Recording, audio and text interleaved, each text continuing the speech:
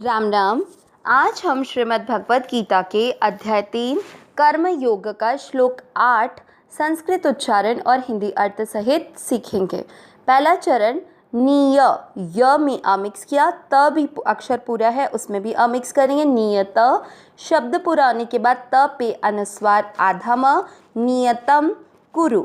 रू यहाँ पर मात्रा छोटी है, लंबा नहीं खींचना दोनों को। कुरु क म के ऊपर है आधा र, क के साथ आधा र कर और म में अमिक्स करेंगे कर म।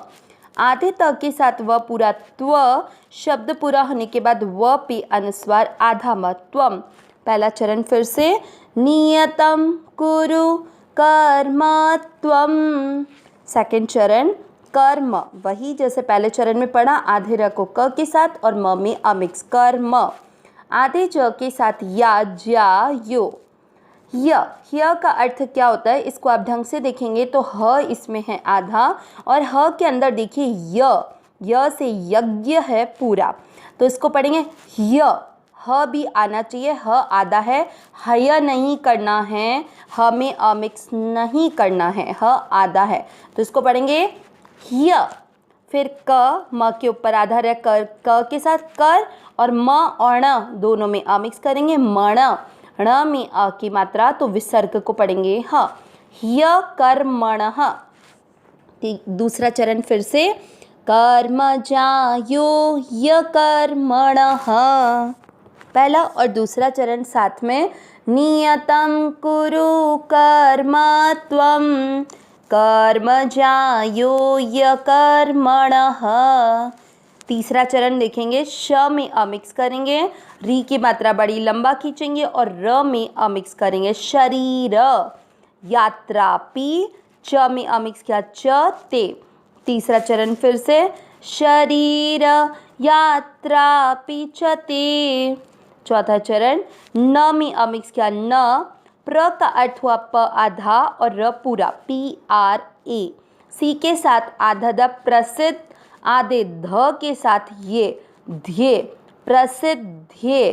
फिर द में अमिक्स करेंगे द, क में अमिक्स करना है, म के ऊपर आधा रह कर और मण में अमिक्स करना है द कर्मणः। जैसे अपन ने सेकंड चरण में य कर्मणः शब्द पढ़ा, ये वैसे का वैसा ही शब्द द कर्मणः है। चौथा चरण फिर से न प्रसिद्धेद कर्मणः। तीसरा और चौथा चरण साथ में शरीर यात्रापि च ते न प्रसिद्धेद कर्मणः। पूरे श्लोक का उच्चारण एक साथ। नियतं कुरु कर्म त्वं कर्मजायो ह्य कर्मणः शरीर यात्रापि च ते न प्रसिद्धेद कर्मणः। एक बार फिर से नियतं कुरु कर्म त्वं कर्मजायो ह्य कर्मणः शरीर यात्रापि च ते न प्रसिद्धेद कर्मणः। श्लोक का अर्थ देखते हैं। एक बार हम पिछले श्लोकों से इस आज के श्लोक को लिंक करते हैं। यहाँ पर हमने देखा इस अध्याय में कि सबसे पहले अर्जुन ने प्रश्न किए थे, जिसमें अर्जुन ने कहा था कि भगवान आप मुझे घोर कर्म में क्यों लगाते हो। तो उसका उत्तर देते हुए भगवान ने अर्जुन को बताया कि कर्मों का सर्वथा त्याग असंभव है। एक क्षण के लिए भी मनुष्य बिना कर्म किए नहीं रह सकता है। फिर कर्मों को भगवान ने बोला कि अगर आप स्वरूप से त्याग करके, मतलब अपनी इंद्रियों को बलपूर्वक रोक के मन से विषयों का चिंतन करते हो तो ये मिथ्या आचरण कहलाता है। इसीलिए निष्काम भाव से जब कर्तव्य कर्म किया जाए तो वह मनुष्य श्रेष्ठ है। जो भी कर्म किया जाए उसमें आसक्ति रहित होकर फल की इच्छा रखे बिना केवल संसार के हित के लिए कर्म किया जाए। अब भगवान आज के श्लोक में अर्जुन को इसी अनुसार, मतलब निष्काम भाव से आसक्ति रहित होकर कर्तव्य कर्म करने की आज्ञा देते हैं। देखते हैं हर शब्द का अर्थ।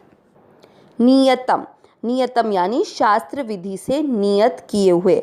कुरु करो, कर्म कर्तव्य कर्म, त्वम यानी तुम, कर्म, कर्म करना, ज्यायो, ज्याय यानी श्रेष्ठ है। अब य कर्मणः, इसमें दो शब्द हैं, ही दन अकर्मणः, ही यानी क्योंकि, अकर्मणः यानी कर्म न करने की अपेक्षा। तीसरे चरण में शरीर यात्रापि, इसमें दो शब्द हैं, शरीर यात्रा धन अपि।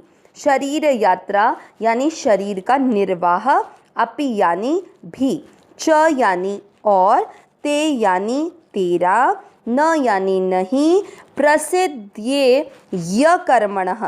तो देखिए इसमें वापस से क्या, प्रसिद्ध्ये द कर्मणः था, तो प्रसिद्ध्ये यानी सिद्ध होना। यहाँ पर जो न आया था तो न प्रसिद्धे यानी सिद्ध नहीं होगा, और द में जो अ मिक्स किया था उससे शब्द बन जाएगा अकर्मणः, अकर्मणः यानी कर्म न करने से।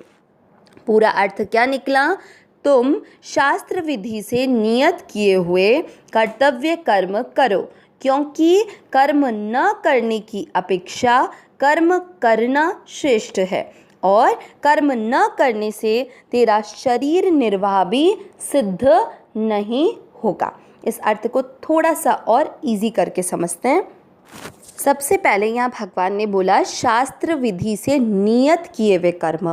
तो शास्त्रों में दो कर्म होते हैं, एक होता है विहित और एक होता है नियत।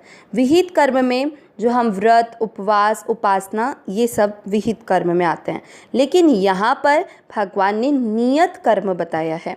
नियत कर्म का क्या तात्पर्य हुआ कि हमें जो वर्ण है, जो आश्रम है, स्वभाव है और परिस्थिति है, इसके अनुसार जो भी कर्तव्य कर्म मिल जाए उसको करना। जैसे भोजन करना, व्यापार करना, मकान बनवाना, या कोई रास्ता भूल चुका है उस व्यक्ति को मार्ग दिखाना। तो इस तरह से हमारे वर्ण, हमारे धर्म के अनुकूल जो भी शास्त्रों में विहित कर्तव्य कर्म प्राप्त हो जाए, जो भी हो, चाहे वो घोर हो चाहे वो सौम्य हो, हमें वह करना है। तो भगवान ने अर्जुन को ये आज्ञा किस पर्पज़ से दी, क्योंकि अर्जुन युद्ध नहीं करना चाह रहे थे, लेकिन उनका वर्ण, उनका धर्म, उनका क्षत्रिय धर्म होने के कारण उनको युद्ध करने की आज्ञा दे रहा था। तो इसका मतलब क्या हुआ, जबकि वो कर्म उनको कैसा लग रहा था, घोर लग रहा था कि अपने को, अपने परिजनों को अगर मैं युद्ध में मार दूंगा तो मेरा क्षत्रिय होना सही नहीं है। यही चीज़ अर्जुन के मन में प्रश्न थी। तो भगवान अर्जुन को बोल रहे हैं कि जो वर्ण के अनुकूल आपको कर्तव्य कर्म मिल जाए, मतलब तुम क्षत्रिय हो और इस समय परिस्थिति के अनुसार तुम्हें यज्ञ करना कर्तव्य कर्म मिला है, तो तुम्हें यह कर्म करना चाहिए, क्योंकि कर्म न करने की अपेक्षा कर्म करना श्रेष्ठ है। सिर्फ करना क्या है कि जब आप कर्म कर रहे हो तो उस कर्म में किसी भी प्रकार की कोई कामना ना हो, वास्ता ना हो, फल की इच्छा नहीं हो, कोई पक्षपात नहीं हो। जो आपके सामने कर्तव्य कर्म आ जाए उसे भली भांति पूर्वक कर देना, यही हम सभी का कर्तव्य है। अब फिर भगवान ने बोला था कि कर्म न करने से तेरा शरीर निर्वाह भी सिद्धि को प्राप्त नहीं होता। इसका मतलब क्या हुआ, शरीर निर्वाह करना हो गया मतलब शरीर को चलाने के लिए हमें जो खाना पीना करना पड़ता है, ये भी तो कर्म ही है। अब आप नहीं कर्म करोगे तो शरीर निर्वाह करना भी असंभव हो जाएगा। भगवान अर्जुन को यही बात समझा रहे हैं। भगवान, क्योंकि अर्जुन जो है वो ये सोच रहे हैं कि कर्मों का त्याग करने के लिए, मतलब कर्मों से संबंध विच्छेद करने के लिए कर्म ही नहीं किया जाए तो कैसा रहेगा। तो भगवान अर्जुन को बोल रहे हैं कि कर्मों से संबंध विच्छेद करने के लिए कर्म न करने से कोई लाभ नहीं है, क्योंकि कर्म न करने से इस शरीर का निर्वाह भी नहीं हो सकता। लेकिन अगर कर्म को ममता, आसक्ति, इच्छा, फल की इच्छा, इन सब से रहित होकर केवल निष्काम भाव से संसार के हित के लिए किया जाए तो वह कर्म सिद्ध हो सकता है और कर्मों का स्वरूप से त्याग भी हो सकता है। अविनाशी सहज सुख राशि, हे नाथ, हे मेरे नाथ, मैं आपको भूलूं नहीं। नारायण नारायण नारायण नारायण।